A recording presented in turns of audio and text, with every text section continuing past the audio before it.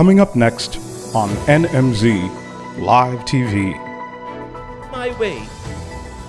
When sorrows like sea billows roll, whatever. My Lord, thou hast taught me to say, it is well. Up next on NMZ Live TV.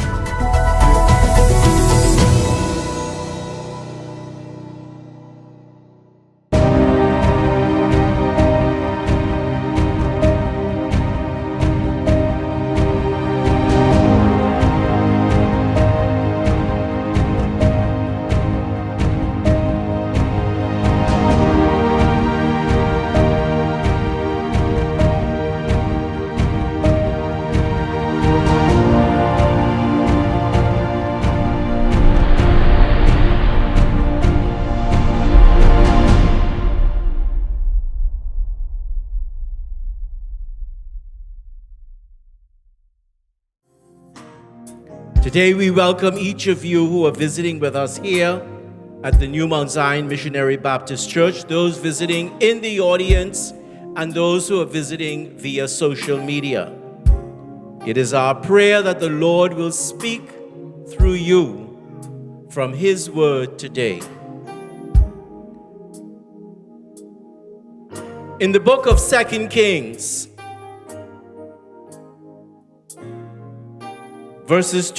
chapter 4, verses 25 and 26, we find these words. So she went and came to Mount Carmel, and it came to pass when the man of God saw her afar off, that he said to Gehazi the servant, Behold, yonder is not that Shunammite?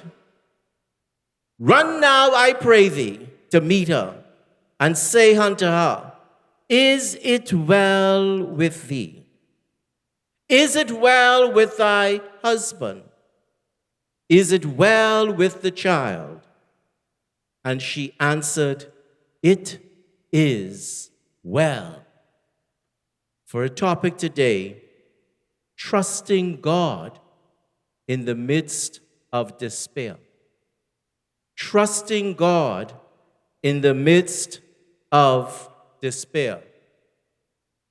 My brothers and sisters, there are moments in the life of everyone when we have to say it is not well. Think about it. Bills are due. Health is failing. Children are struggling.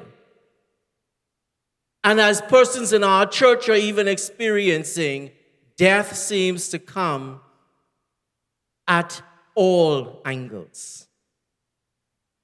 You see, so many of us, life looks uncertain. And we look at our future and we try to stumble and say, what's going on?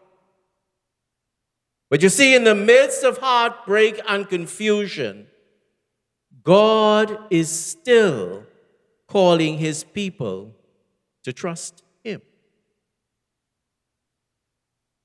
See, in our text, the Shunammite woman was facing every parent's nightmare. Think about it.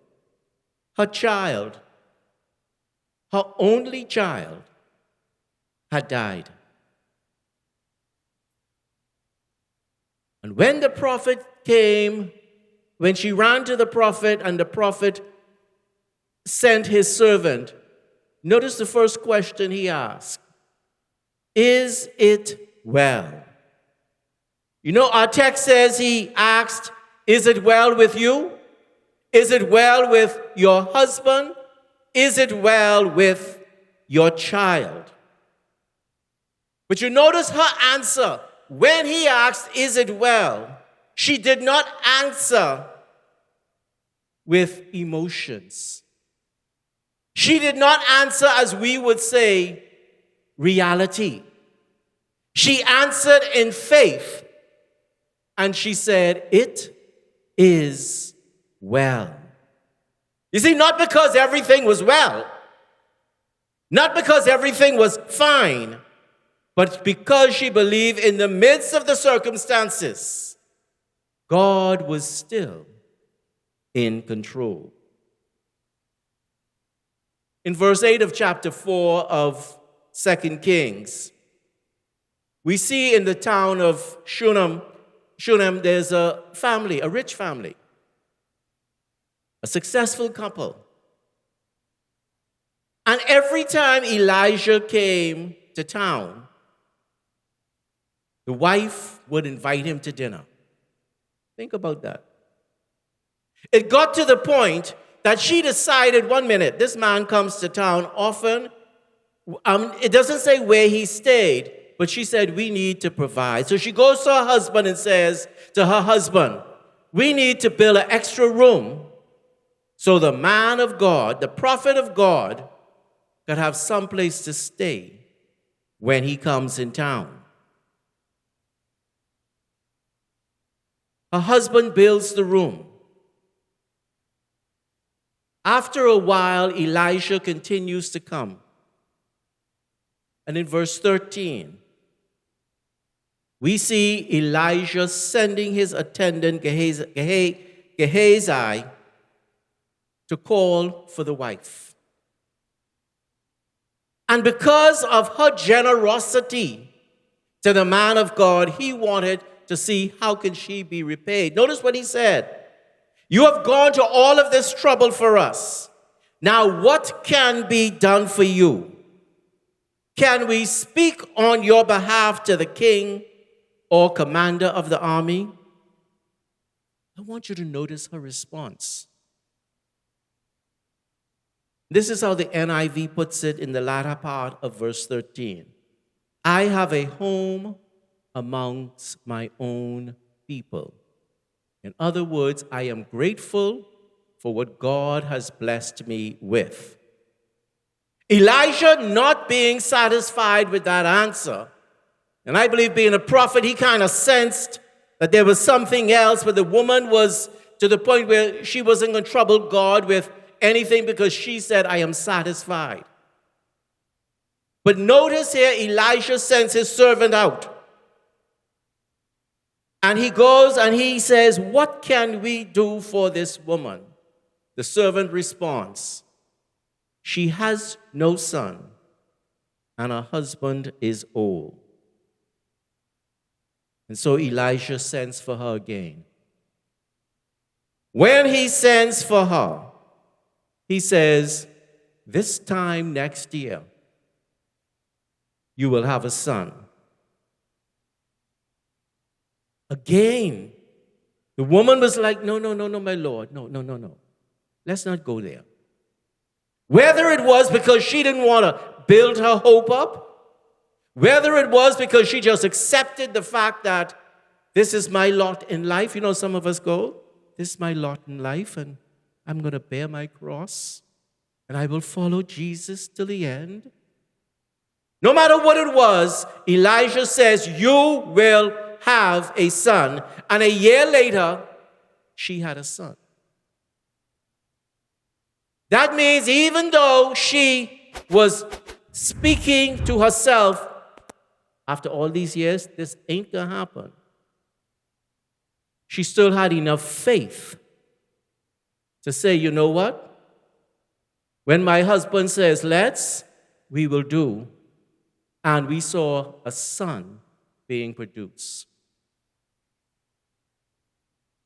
Now, the story goes on that a few years later, obviously the son had to be old enough to be able to go out into the field. That means he probably was already weaned. He goes out into the field with his father. And all of a sudden, one day, he gets a headache. You know, we try to analyze what's going on. We say, oh, well, he probably had a sunstroke. Whatever it was, the father says to the servant, carry the boy back to his mother. He goes back to his mother, and it says at noon, he died. I want you to notice the reaction of this Shunammite woman. You see, when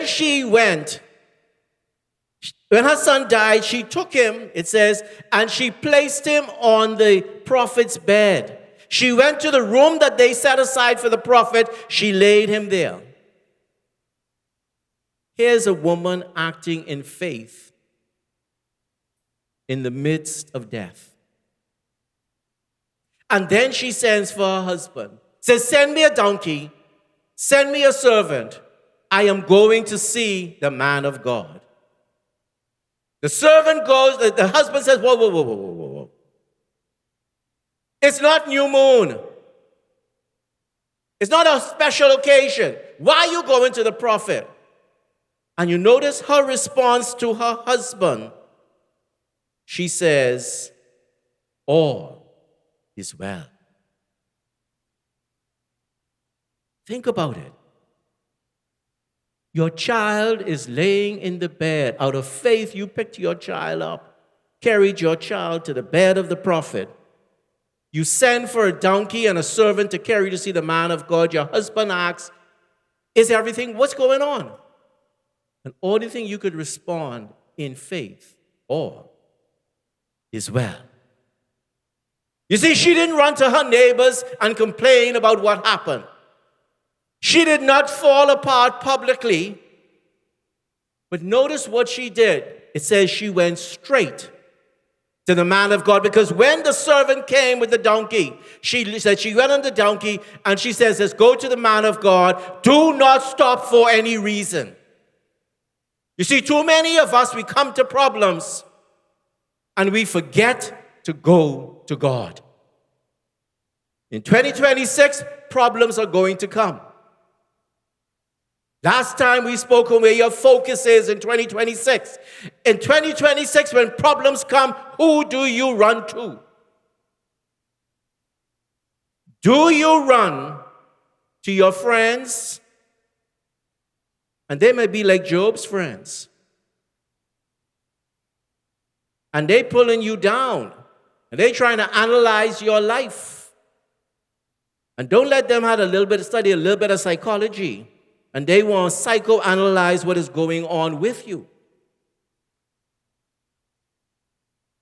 You see, my brothers and sisters, when disaster hit the Shunammite woman, when she ran to the man of God, this demonstrates 4 characteristics that as we as believers must follow. You see, there's 4 things she did. The first thing she did, it says, in the midst of her pain, she allowed faith to move. Think about it. When you're in pain, when you're hurting, when the bank is calling, when life is falling apart, when your job tells you that you no longer have a job, when your finances run out, and not because you were being foolish, because circumstances started to happen. What do? You see, the Shunammite woman, the first thing she do, we find in verse 25. It says, she went and came unto the man of God. In the midst of her grief, she was still moving. Think about it. She was in pain. I've never lost a child, but any of you who have lost a child would know. In the midst of that, and I've told when a mother loses a child, it says it feels almost as if she's giving birth again. And I saw a mother when her child was being buried, she grabbed herself, her midsection, and the pain, she said afterward, was excruciating. She had enough sense to say, I'm going to God to deal with this problem. You see, she was hurting, but she was still pressing on.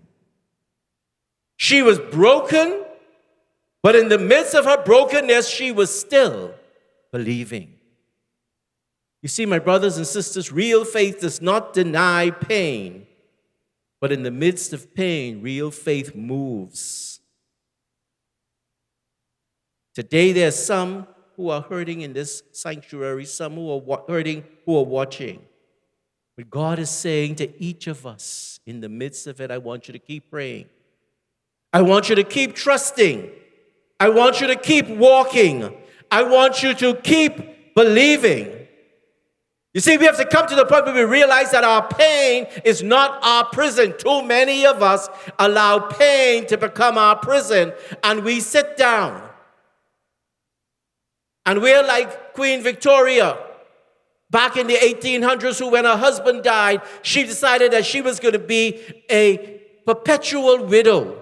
And it says that she wore widow weeds for the rest of her life. She allowed her pain to control her. God is saying to us today, in the midst of your pain, I want you to boldly approach my throne. But you see, not only faith causes us to move in the midst of pain, we must have a faith that speaks in the midst of silence. You see, verse 26, in this clip it says, when the prophet came, and he asked, is it well with thee? She allowed her faith to speak. And she said, it is well. Notice she told her husband, all is well. To the man of God, when he sent his servant Gehazi there, she said, it is well. In the midst of brokenness, her heart was broken, her child was dead, her future was uncertain. Yet her confession was, it is well. You see, some of us will say she's lying. It's not well, she's saying is well. But in this case, she is prophesying over her situation. Because in the midst of her pain, she can look to God from whence cometh her help and says, it is well. My circumstances does not say it is well, but within my soul, it is well. As I was going through this, my mind came to Horatio Spafford. Here was a man who in Chicago in 1871, tragedy after tragedy after tragedy struck him. Think about it. He had a son who died of scarlet fever, 4 years old. His business collapsed. As he is trying to rebuild his business, the great Chicago fire of 1871 breaks out, destroys everything. He sends his wife and 3 daughters to go to England as they try to rebuild, and he says, I will follow you. On the way to England, the ship that they were on hit a storm, and it sank. The 3 daughters died. His wife survives. And the story says that she survived because she was hanging on for dear life to a piece of wood from the ship. They rescued her. Hypothermia was almost setting in. She gets to London and she sends back message to her husband. Only I. It says, as he follows, in the midst of his pain, remember, business is lost. Son dies at 4 years old of scarlet fever. The great fire takes out any chance of reconstruction at that time. He gets word his 3 daughters are dead. As he is traveling, it says the boat captain comes to get him, to knock him, because he asked the boat captain, when we get to the spot, just call me. And in the midst of his pain, he pens, when peace, like a river attendeth my way, When sorrows like sea billows roll, whatever. My Lord, thou hast taught me to say, it is well. In that refrain, he can say, it is well with my soul. You see, in the midst of death, just like the Shunammite woman, he could say, it is well. You see, we need to have a faith, my brothers and sisters, when the trouble comes, that will speak in the midst of silence. Our faith has to be able to stand firm. Our anchor has to hold. But see, the third thing we have to do is we need a faith that refuses to settle in despair. You see, the Shunammite woman did not accept death as the final word. Too many times when we're going through situations, whether it's relational, whether it's employment, whether it's financial, whether it's health, we speak doom over our circumstances. You see, we need a faith that in the midst of this trial, we will not settle in despair. You see, she didn't prepare for the funeral. She was preparing for a miracle. She put her child on the prophet's bed, she saddled a donkey, and she headed to the presence of God. Think about it when Hezekiah got that word. The armies are surrounding you. It says that he went to the temple of the Lord. In the midst of all this was coming against him, he said, God, here's the situation. We can say he's saying, God, here's what the doctor's report says. God, here's what the financial analysts say. God, here's what my boss is saying. In the midst of it, we need to learn to run to the rock that is higher than I. We need to learn to do that. We can't stand still and accept doom and gloom. We have to be to the point where we can go to God and say, God, now this is what you say. Remember the disciples when they were on the water and the storm kicked up and they went to Jesus and says, Master, are we going to perish? Did you bring us out here to perish? Forgetting that Jesus said, let us go over to the other side. We got to learn to hold on to God's word, to God's promises.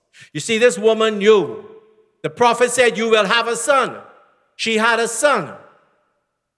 Now, in her mind, and I'm just using some spiritual imagination right now, but in her mind, I believe it came to the point where, now if you prophesy this, you ain't going to prophesy this to take this away. In the midst of it, she ran to God. You see, my brothers and sisters, when we're going through problems, when we're going through trials, when we're going through temptations, we cannot bury what God plans to resurrect. Oh, God knows what He's going to do. And sometimes you have to go through the valley of the shadow of death. It didn't say you have to go through death. You have to go through the valley of the shadow. That means it's just a shadow. It's just a spectrum. It's not death. You have to go through it.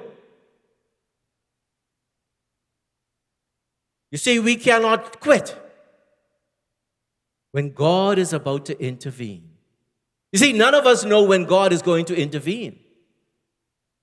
And sometimes God allows us to get what we seem to be to the bottom of the bottom of the bottom of the bottom. You see, some of us thinking that we hit rock bottom and we keep falling.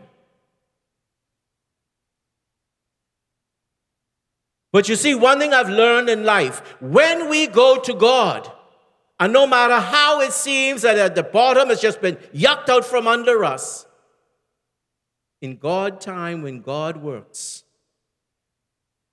in a way that He receives the glory.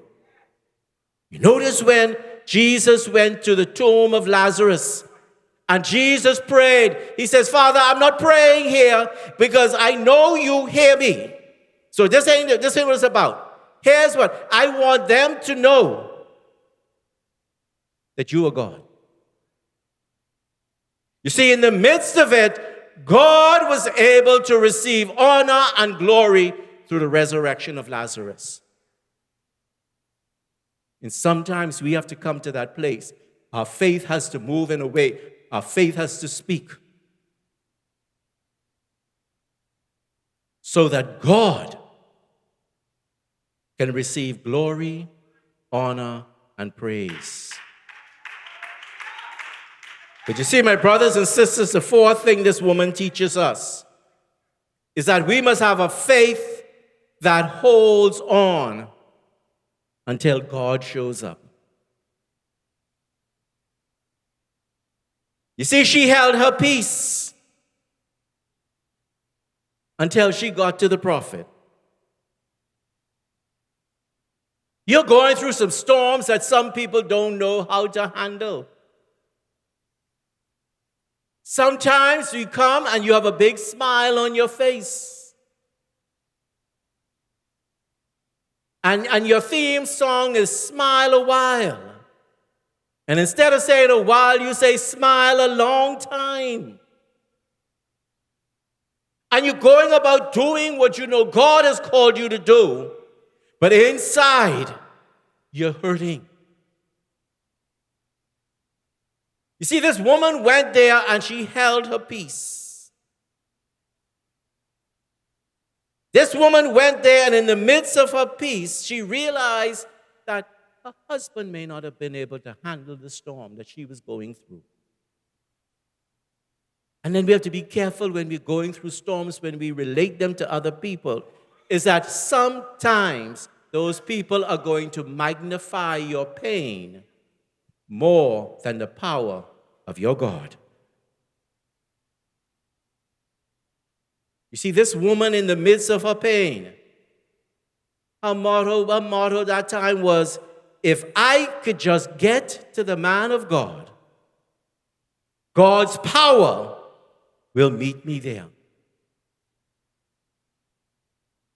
You see, when trouble comes our life, we sing, when trouble comes, sing praises. But do we sing praises in the midst of trouble? Do we give praise unto the King of Kings and the Lord of Lords? And I'm not telling you anything that is easy. Because I know when the midst of trouble come, when you go into the scripture, I'm looking for one particular thing to tell me what I want to do is right.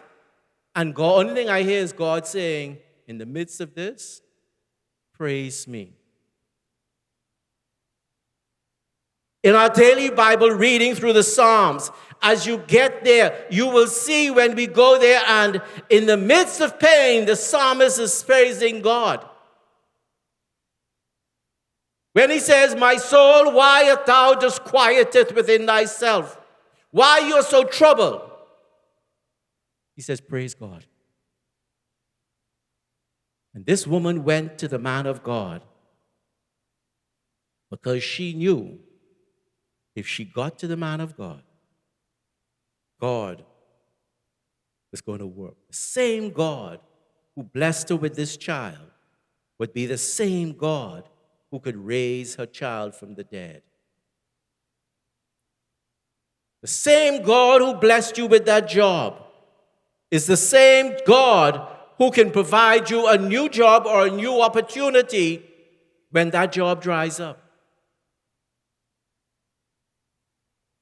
The same God who provided you with that spouse in the midst of your troubles can bring restoration within And if he chooses not to restore, you can be like the 3 Hebrew boys.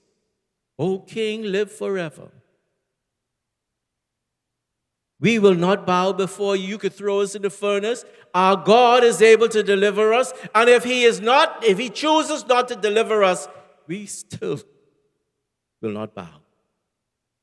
In the midst of your pain, you have to learn how to put your hand in the hand of the man that calmed the sea. In the midst of your pain, you have to learn to come to God. And like the old people would say, Father, I stretch my hand to thee. No other help I know. You have to come to the God of Abraham, Isaac, and Jacob. The God who raised Jesus, I like how Paul puts it. This same Jesus who you've seen die, it says, God raised him from the dead, and the God that raised Jesus from the dead, he's able to raise up your situation. And as Paul Harvey would say, the rest of the story. You see, when Elisha came, God worked. When faith of faith met the power of God, life returned. When disaster met hope, victory came. And the same God who raised her son is the same God who is raising situations that you're facing today. You see, my brothers and sisters, there are persons in here who are hurting. We don't know what you're hurting from. We don't know what you're going through. There are persons in here who may be confused. There are persons in here who may be weary. But in the midst of your hurt, in the midst of your confusion, in the midst of your weariness, you need to look at your situation, speak in faith, and says like the Shunammite woman, it is well. Because God is still able. God is still faithful. God is still in control. No matter what it is you're going through, God is saying, I am here. And as we all stand, I invite us to take a look at ourselves. What is it that you are facing today? I don't know your situation. What is it that you are crying out to God for? What is it that you're going through that seems so desperate that you have almost given up? You believe that God is not able to do anything as God seems to have shut the door on you. He not only shut the door, he shut the windows, he shut the skylights, he shut everything. And in the midst of it, God is saying, I just want you to trust me. Trust me. Think about it. Are you willing to step out today to say, Lord, I place this situation in your hand? It may be a child. It may be your job. Maybe your finances. Maybe things are all around just seems to be falling apart. And God is saying, I just want you to trust me. Step out in faith and trust me. It may be healing in your body. God says, trust me. If only you could trust me. The altar is open for those who are struggling.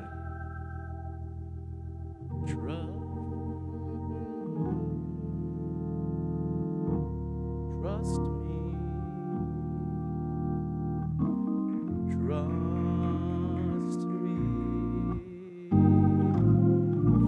I will.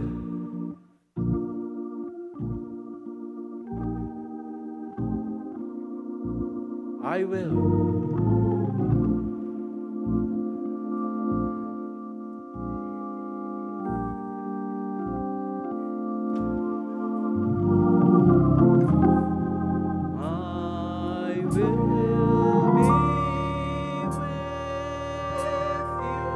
If only.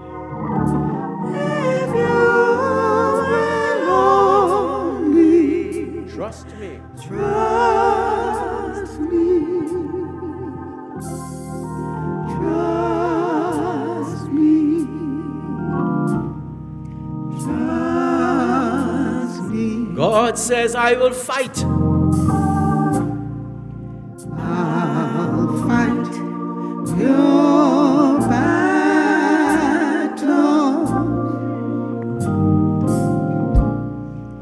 I'll fight your battles.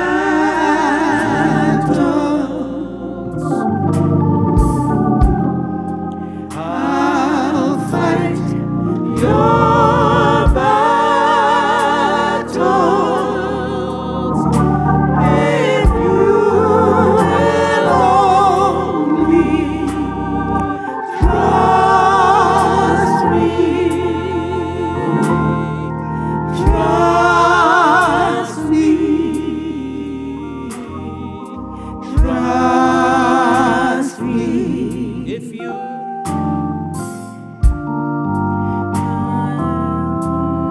Oh, Father, right now we come before you, Lord. Your people are come because, Lord, they're going through situations that only you can deal with. And I'm thankful, Lord, that I don't need to know the situation. Because you're a God who knows everything. You're a God who knows everything we're going through, everything we have gone through, everything we will go through. And they come to you today, Lord, because they're stepping out in faith in the midst of their situation to trust you.